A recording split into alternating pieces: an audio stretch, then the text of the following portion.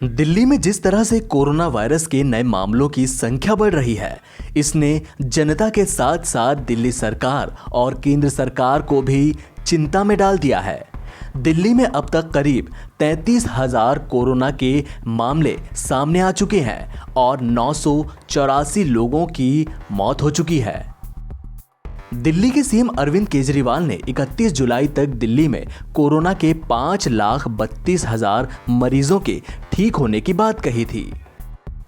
केंद्र और राज्य सरकार दोनों युद्ध स्तर पर इसके पीड़ितों के इलाज के लिए कदम तो उठा रही है, लेकिन रोज नए केस रिकॉर्ड स्तर पर सामने आने के बाद टेंशन बढ़ती ही जा रही है।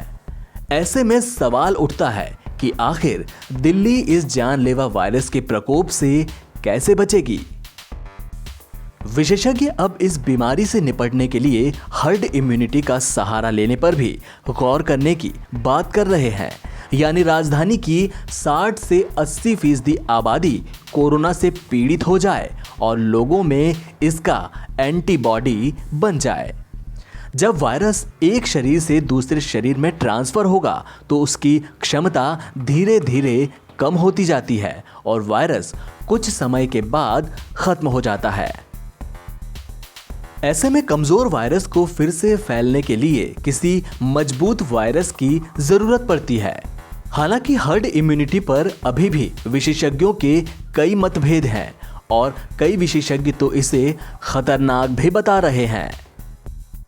हर्ड इम्यूनिटी मेडिकल साइंस की एक बहुत ही पुरानी प्रक्रिया है। इसके तहत देश की आबादी के एक तय हिस्से को वायरस से संक्रमित कर दिया जाता है ताकि वो इस वायरस से इम्यून हो जाएं, यानी उनके शरीर में वायरस को लेकर एंटीबॉडीज बन जाएं।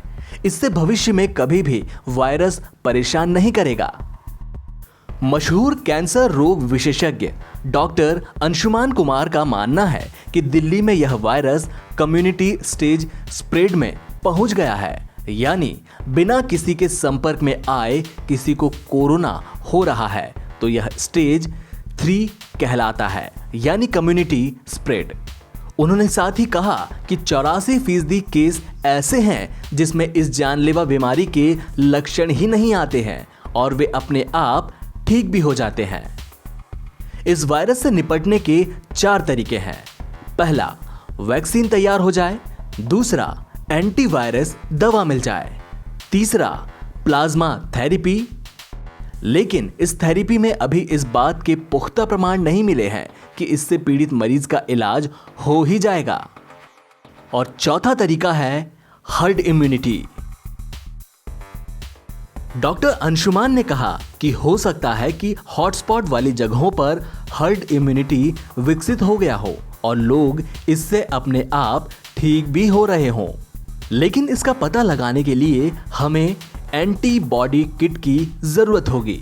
तभी पता कर पाएंगे कि कितने लोग कोरोना से संक्रमित होकर ठीक हो चुके हैं।